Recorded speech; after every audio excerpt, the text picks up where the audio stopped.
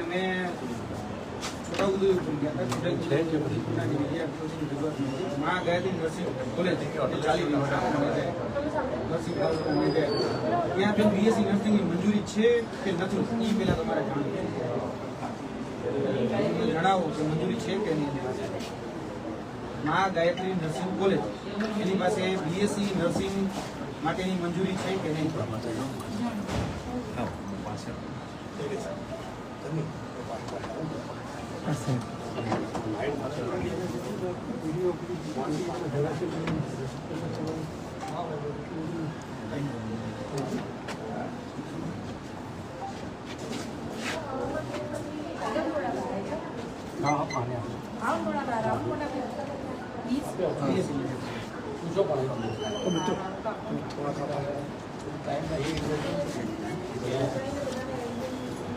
અમારી જાણકારી પ્રમાણે તમે જ્યાં રિપોર્ટ આવી અમારી જાણકારી સુધી એની પાસે બીએસસી નર્સિંગની મંજૂરી નથી. જે વિદ્યાર્થીઓ ત્યાં બીએસસી નર્સિંગ કરી રહ્યા છે, લગભગ 40 જેટલા વિદ્યાર્થીઓ છે ત્યાં બીએસસી નર્સિંગ કરી રહ્યા છે. એ બધા જ વિદ્યાર્થીઓ છે કાયાવરણની જે લક્ષ્મીનારાયણ કોલેજ રહીને ત્યાંના. અમે જયારે વિદ્યાર્થીઓને પૂછ્યું કે તમે અહીંયા કઈ રીતે આવો છો, ભણો છો, તો કે અમને અહીંયા એડમિશન છોટાઉદેપુરની જે માં ગાયત્રી નર્સિંગ કોલેજ રહીને ત્યાં લેવડાવેલું છે. અને એવું કઈ લેવડાવેલું છે કે અહીંયા બીએસસી નર્સિંગ થાય છે. હવે જયારે પરીક્ષા દેવાની થાય ત્યારે બધા જ લોકોને મોકલવામાં આવે છે જે લક્ષ્મીનારાયણ કોલેજ છે બરોડા ખાતે ત્યાં. આવું કઈ રીતે ચાલે છે? તમે એક વિદ્યાર્થીને છોટાઉદેપુર ભણાવો અને ભણાવવામાં જોવા જાય તેની પાસે સ્ટાફ જ નથી, કારણ કે બીએસસી નર્સિંગની મંજૂરી જ નથી, તો સ્ટાફ નથી જોવાનો. જે વિદ્યાર્થીઓ કહી શકે કે એના સિનિયર વિદ્યાર્થીઓ છે એની એટીકેટી આવેલી છે, એ બિચારા બીએસસી નર્સિંગ ભણાવે છે. એ કેવી રીતે ભણાવતા છે? જેને ખુદને કેટી આવેલી છે એ લોકો ભણાવે છે.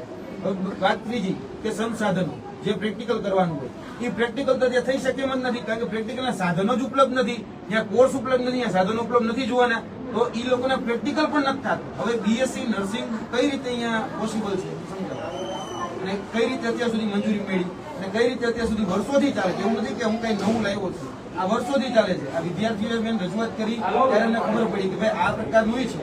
અને અમુક વિદ્યાર્થીઓ તમને એ પ્રકારના છે કે જેને આખો કોર્સ પૂરો થઈ ગયો છે, તમારા પાસેથી જે સર્ટિફિકેટ મળે જીએસસી ના માધ્યમથી રજીસ્ટ્રેશન સર્ટિફિકેટ, એ રજીસ્ટ્રેશન સર્ટિફિકેટ 6 મહિના થઈ ગયા તો હજી સુધી રજીસ્ટ્રેશન સર્ટિફિકેટ નથી મળ્યું. એટલે ખાસ કરીને રાઠવા વર્ષાબેન કરી નામ બે છે, એ રાઠવા વર્ષાબેનનો તો હું પર્સનલ ડેટા લઈને આવ્યો છું કે એ બેને તો પૂરે કરી લીધું છે, આખે આખું નર્સિંગ પૂરું કરી લીધું છે, તો એને રજીસ્ટ્રેશન સર્ટિફિકેટ નથી મળ્યું. તમે બેન ખરેખર ગંભીરતા રાખવા મુદ્દાની અંદરમાં ત્રીજી ચોથી વખત આવું છું અને હજી હું તમને કહું છું બેન કે આ જે સંસ્થાઓ ચાલે છે નર્સિંગ કોલેજોની, બરાબર, નર્સિંગ સંસ્થાઓ રહે મેડમ, એમાં સૌથી મોટી ધાંધિયાવાળી ચાલે છે, સૌથી વધારે. ઓરિજિનલ ડોક્યુમેન્ટ તમે લઈ શકો, ન લઈ શકો?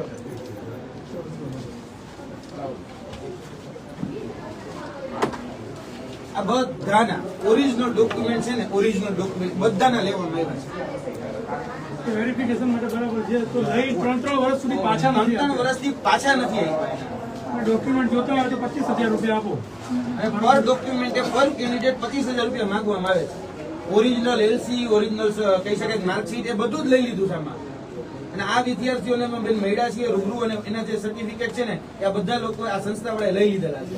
આની ઇન્ટેક કેટલાની છે પહેલા તમે હમણાં કહેતા હતા 20 ની, બરાબર? ત્યાં પૂછો તમે છોકરાઓને, 60 ઉપર છોકરાઓને રજીસ્ટ્રેશન થયેલા છે, 60 ઉપર. 20 ની ઇન્ટેક છે તો 60 ઉપર છોકરાઓને રજીસ્ટ્રેશન કઈ રીતે થયા? હોસ્ટેલમાં એવું દર્શાવવામાં આવ્યું છે કે અમારી પાસે બહેનો માટે 4 રૂમ છે, બહેનો માટે. ખરેખર તમે વાસ્તવિક રીતે હોસ્ટેલમાં જઈને જોવો તો 2 જ રૂમ છે, અને એ આ કેબિન છે ને એના કરતા નાના છે, અને એક કેબિનમાં અત્યારે 8 છોકરાઓને રાખવામાં આવ્યા છે. એવી કઈ રીતે રહેતા હશે? બાથરૂમના દરવાજાઓ તૂટી ગયેલા છે બેન. જે નાની દીકરીઓ અહીંયા ભણે છે ને એના બાથરૂમના દરવાજા નથી, બિચારા બાથરૂમ જાય તો જાય કઈ રીતે? પણ બેન દરેક વખતે એવું થાય છે અમે તપાસ કરીશું, તપાસ કરીશું, પણ બેન તપાસ પછી કઈ એક્શન નથી લેવાતા.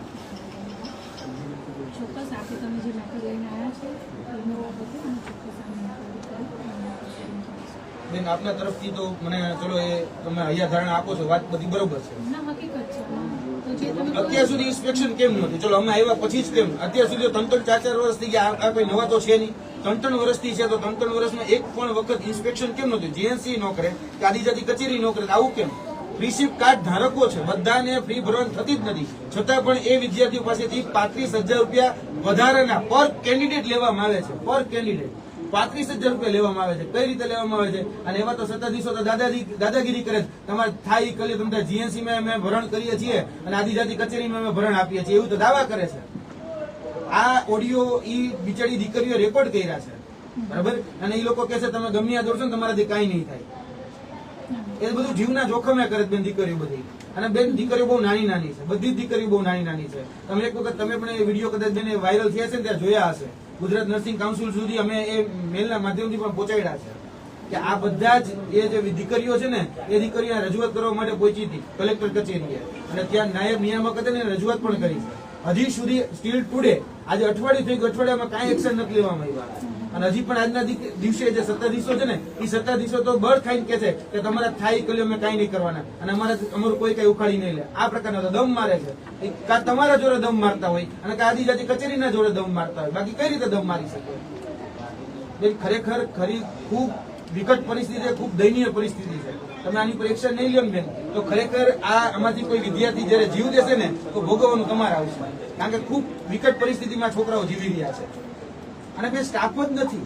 તમે હું તો કહું મા ગાયત્રી તમે તપાસ કરો, મા ગાયત્રી પાસે સ્ટાફ નથી. લક્ષ્મીનારાયણમાં તપાસ કરો કે લક્ષ્મીનારાયણના નામે જે લેવાતી હોસ્ટેલ ફી છે એ ગાયત્રીમાં તો જાતી ન હોય, છતાં અહીંયા આદિજાતિ કચેરી બરોડા લાગે છે તો બરોડામાંથી એ લોકોની ફી લેવાય છે, એ છોકરાઓના નામે જ લેવાય છે. તો આ મા ગાયત્રીમાં જે નર્સિંગ કોલેજની અંદર જે સંસ્થામાં જે વિદ્યાર્થીઓ રહે છે જેને લક્ષ્મીનારાયણમાં ભણવા મોકલે છે અહીંયા કઈ રીતે એને મોકલી શકે?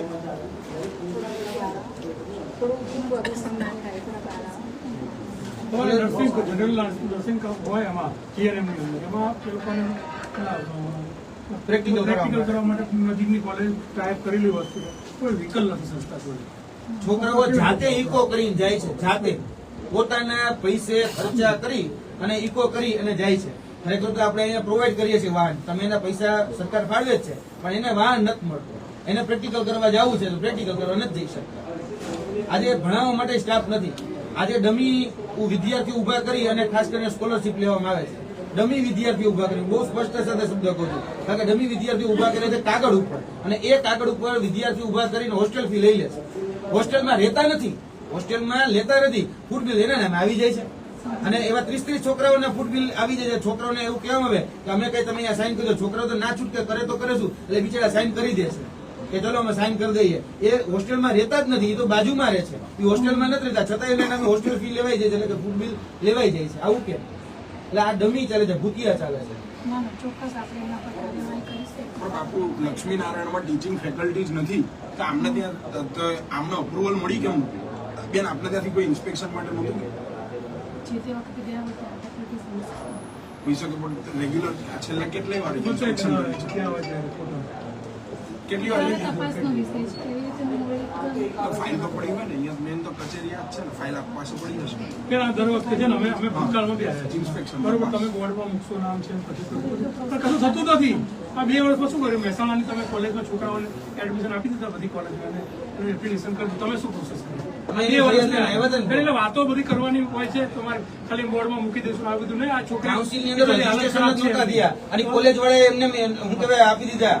તમે શું કર્યું? તમે અમે જયારે આ 2 વર્ષ પહેલા 3 વખત ઉઘરાણી કર્યું, તમે બોર્ડમાં મોકલી છે, બોર્ડમાં આજે 2 વર્ષ સુધી કશું થયું જ નથી. એડમિશન કોલેજ વાળા આપી દે પણ કાઉન્સિલ તો આપવા જોઈએ ને. કાઉન્સિલર તેને એનરોલ જ નથી કરેલા અને છતાં એ લોકો પરીક્ષા લઈ લીધી, છતાં યુનિવર્સિટી ઉપર તમે એક્શન ન લીધા. અમે ત્યારે પણ સંસ્થા ઉપર એક્શન લો, સંસ્થા ઉપર ન લીધા, યુનિવર્સિટી ઉપર ન લીધા. અને યુનિવર્સિટીના દબાણે ન કર્યું કે તમે આ વ્યક્તિના એનરોલ કરેલા છે એને રદ કરો, તમે એ ન કર્યું.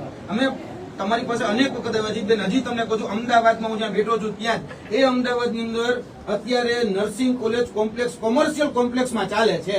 હવે કઈ રીતે ચાલે? તમારો તો ક્રાઇટેરિયા છે કે 5 એકરની જમીન જોઈએ અને કદાચ માની લો કે તમે નગરપાલિકા મહાનગરપાલિકાની વાત કરતા હોય તો કોમર્શિયલ કોમ્પ્લેક્સમાં તો મંજૂરી ન જ આપી શકાય. તો કોમર્શિયલ કોમ્પ્લેક્સમાં કઈ રીતે અમદાવાદની અંદર ચાલે? 5 એકરનો જે ક્રાઇટેરિયા છે એ આપણા નર્સિંગ 5 એકરનો ક્રાઇટેરિયા જે તે યુનિવર્સિટી કે યુજીસીનો છે. નર્સિંગમાં ઇન્ડિયન નર્સિંગ કાઉન્સિલ 5 એકરનો શોપિંગ સેન્ટરમાં અપાય મંજૂરી, કોમર્શિયલ કોમ્પ્લેક્સમાં મંજૂરી આપી શકે? અમદાવાદમાં ચાલે છે, ધારાસભ્યની જ છે. બોલો બોલો BSc, અમદાવાદમાં ચાલે છે, GNM સુરતનીમાં ચાલે છે, ધારાસભ્યની છે. 18 સ્ટ્રીમ ચાલે છે, 18 સ્ટ્રીમ, એક નહીં 18 સ્ટ્રીમ ચાલે છે. ને કઈ રીતે ચાલતી હતી? આ ગુજરાત નર્સિંગ કાઉન્સિલે મંજૂરી આપેલી, બોલો.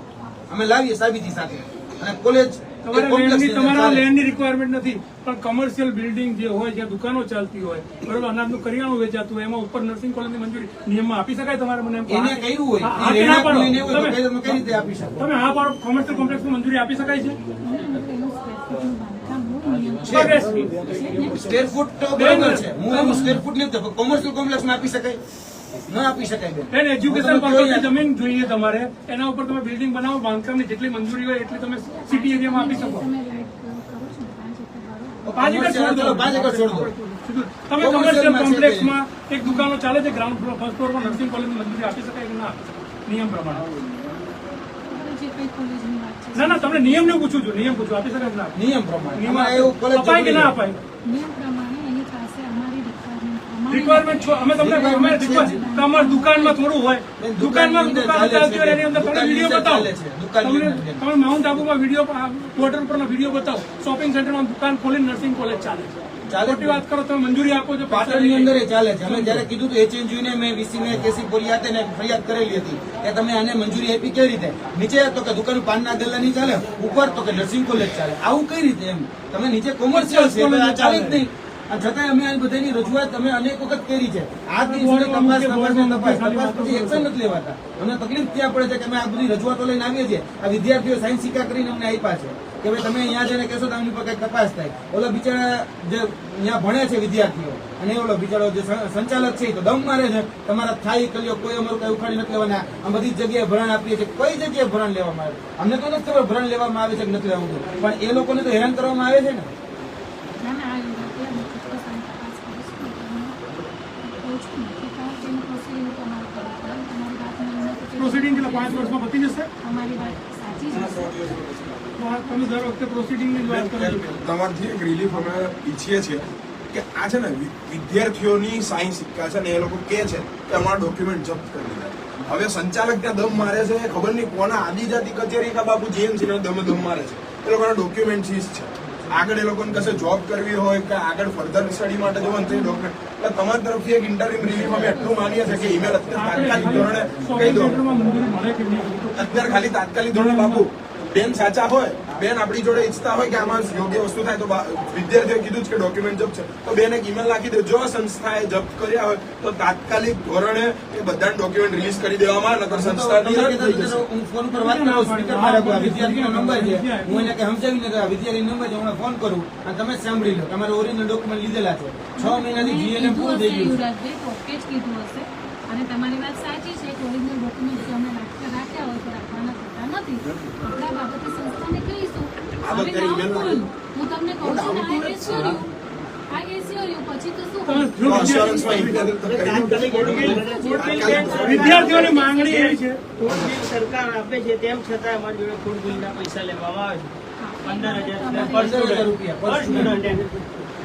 હા, થાય છે. ભલે તમારે ચર્ચાનો વિષય નથી, પણ ખરેખર એવું થાય છે. 35,000 રૂપિયા વધારેના લે છે અમારી પાસે પર સ્ટુડન્ટ. બીજી જમવાની વ્યવસ્થા તો કે હાવ જમવાનું તમે નાખી દીધા છે, ખાવા જેવું તો નહીં જ. અને છતાંય પૈસા સરકારના એડફાય છે. અમારા ટેક્સના પૈસા છે, દુઃખ વધારે થાય છે. આ સરકારની તિજોરીના પૈસા છે. સરકારની તિજોરીના પૈસાનો ખરેખર છેવાડાના વ્યક્તિના લાભ મળે એટલા માટે આ બધી યોજનાઓ છે. છોકરીઓની માંગણી એવી છે કે તાત્કાલિક અમને બીજી સંસ્થામાં ટ્રાન્સફર કરો. હા. બરોબર છે. આમાં માંગેલું છે આપણે. એમાં માંગેલું છે લેખિતમાં. તાત્કાલિક એ કોઈ જગ્યાએ નથી, કોઈ સ્ટાફ નથી. તમારા જે પરવ્યુની એની વાત કરું છું, નથી કોઈ સ્ટાફ. તમારા ઇન્સ્પેક્શનમાં તમારા માણસો જેમ કહી દેતા હશે તમે આવવાના છે કેમ કરે બધા બીજો સરપ્રાઈઝ જતા હો. તમે અત્યારે બી સરપ્રાઈઝ જાઓ, તમે એક સ્ટાફ ના મળે ત્યાં, પણ તમે કહીને જાઓ તમારા માણસો તમે આવવાના છીએ. બધી વ્યવસ્થા થઈ ગઈ ચોપડા ઉપર. બરોબર, સ્ટાફ નથી, બરોબર, મંજૂરી નથી, BSc કોલેજની મંજૂરી નથી. BSc કોલેજ ચાલે છે ત્યાં. GNMની 20 સીટોની મંજૂરી છે, 40 છોકરાઓને એડમિશન, બીજી કોલેજના છોકરાઓને એડમિશન અહીંયા આપી, બીજી જગ્યાએ આપીને અહીંયા ભરાવે છે. બરોબર, એટલે તમે એની માન્યતા રદ કરો અને આ જે છોકરાઓ છે તાત્કાલિક છે બીજી કોલેજમાં શિફ્ટ કરો એવી માંગણી છે. પૈસા ભરેલી રસીદ પણ નથી. ઓરિજિનલની રસીદ નથી આપી. આ પૈસા જેટલા ભરીએ છે ને એને રસીદ નથી આપતા. બીજું કે દરેક વખતે આ તો 100 રૂપિયા આમ આપણી દ્રષ્ટિએ માન્ય સામાન્ય ગણાય, પણ ક્યારેય પણ છે ને દર મહિનામાં ઓછામાં ઓછા પર કેન્ડિડેટ 500 થી 600 રૂપિયા પેનલ્ટીના ભાગરૂપે 100 રૂપિયા કરીને લેવામાં આવે વિદ્યાર્થીઓ પાસે. સામાન્ય પેનલ્ટી. આવ નત જેવી વાતમાં પેનલ્ટી લાવો 100 રૂપિયા લાવો 100 રૂપિયા એમ કરીને પર સ્ટુડન્ટ 500 રૂપિયા એવું ઉઘરાણા આ કોલેજ વાળા કરે છે પેનલ્ટીના નામે. પેનલ્ટી તમને ખબર છે કે નો લઈ શકાય, બરાબર. હું તમને મારી પાસે સ્ક્રીનશોટ છે અને ગૂગલ પેથી પેમેન્ટ આ કરેલા છે એ સંચાલકના ખાતામાં, એને પણ અમારી પાસે ઉતારા છે કે દરેક વિદ્યાર્થીએ 100 રૂપિયા ટ્રાન્સફર કરેલા હોય પેનલ્ટીના નામે. આ નો લઈ શકાય, એ તો ઓનલાઈન લે છે. એટલે આ તો ઓનલાઈન ભ્રષ્ટાચાર થઈ ગયો. રાજ્ય સરકારે પરિપત્ર કર્યો કે પ્રિન્સિપ કાર્ડ વાળો વિદ્યાર્થી હોય ફી નહીં લેવાની અને સરકાર જયારે આપે ત્યારે તમારે લેવાની, બરોબર. પ્રિન્સિપ કાર્ડ નથી અને કોઈ સામાન્ય ઘરનો છોકરો છે તો હાઈકોર્ટ અને સુપ્રીમ કોર્ટે ગાઈડલાઈન આપી છે કે વિદ્યાર્થીને પરીક્ષાથી વંચિત ના રાખી શકે ફી ના રાખે, બરોબર. તો પ્રિન્સિપ કાર્ડ રજૂ કરે છોકરા, બરોબર, તો પરીક્ષા આવે ત્યારે પૈસા ના આવે સરકારમાં તો છોકરાઓને બેસવા દીધા એવા સેજલબેન કરીને છે એને પરીક્ષા બેસવા નથી દીધી. પ્રિન્સિપ કાર્ડ હોવા છતાં પ્રિન્સિપ કાર્ડ હોવા છતાં એને પરીક્ષાથી વંચિત રાખ્યા છે. હવે રાખી શકાય? જનરલી નો રાખી શકાય, તમારા નીતિ નિયમ પ્રમાણે નો રાખી શકાય. છતાં એ બેનને પરીક્ષા આપવા નથી દીધા. હવે એનું વર્ષ બેગડું, જવાબદાર કોણ? સંસ્થા જવાબદારી લે, તમે જવાબદારી લેશો? આ સેજલબેનને પરીક્ષા આપવા નથી દીધી. આ સંચાલકોએ કીધું કે 35,000 રૂપિયા ભરે તો પરીક્ષા આપવા દેશું. હવે બેન 35,000 રૂપિયા ન ભરી શક્યા. હવે એની પાસે ફ્રી સિપ કાર્ડ છે, છતાંય આ ઘટના બની છે. શું કરવાનું મારે બોલો? બેનને તમે સાંત્વના આપશો ખાલી શાબ્દિક, કે ખરેખર એને એવી સાંત્વના આપશો કે ના બેટા તારું આજે વર્ષ બગડવા નહીં દઈએ, તમને બીજી જગ્યાએ ત્યાં આ પરીક્ષા લેવડાવશો? આવા કેટલાય વિદ્યાર્થીઓ છે. હવે નામ જો તમારી પાસે 1 કે 2 છે અત્યારે, બાકી આવા વિદ્યાર્થીઓ સાથે તો બેન અન્યાય અત્યાચાર જ થાય છે.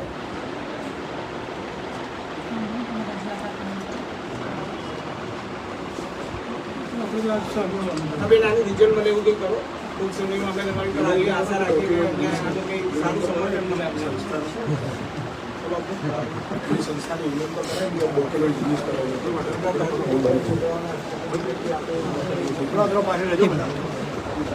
પેલી બાજુ છે તમે રસોઈ આવી જશે.